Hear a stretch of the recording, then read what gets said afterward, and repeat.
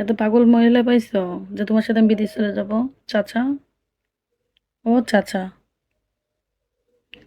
আমার আপন প্রাণে বাঁচা। ভিকুতি দালাল ঘুরে বেড়ায়, হ্যাঁ, বিদেশ নিয়ে যাওয়ার জন্য। হায় রে খোদা। হুম। তোমার মা বোন আছে না ভাই? তোমার মা বোনের বিদেশ নিয়ে যাও।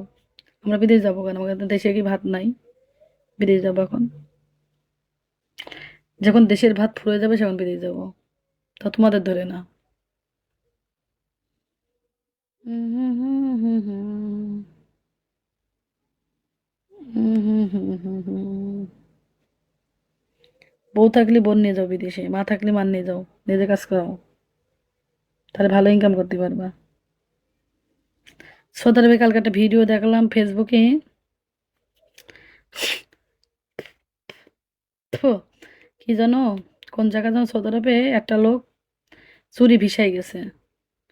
চুরি ভিসায় যাওয়ার পরে পরে লোকটার 5 মাস কোনো স্যালারি দেয় না। এখন ওর মা অসুস্থ ছিল, ট্রিটমেন্টের কারণে ওর মা আম্মা মারা যায়।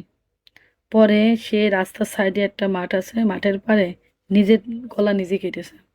তো ফেসবুকে ভাইরাল হয়ে গেছে। কালকে ওটা দেখে আমার এত কষ্ট লাগছিল যে কোম্পানি কতটা খারাপ হতে পারে, বিটারা কত কষ্ট নিজে আত্মহত্যা করেছে।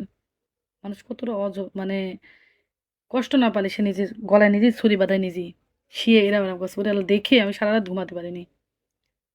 আমার হাড় দুর্বল, আমি কোনো কাটা ছেঁড়া দেখতে পারি না,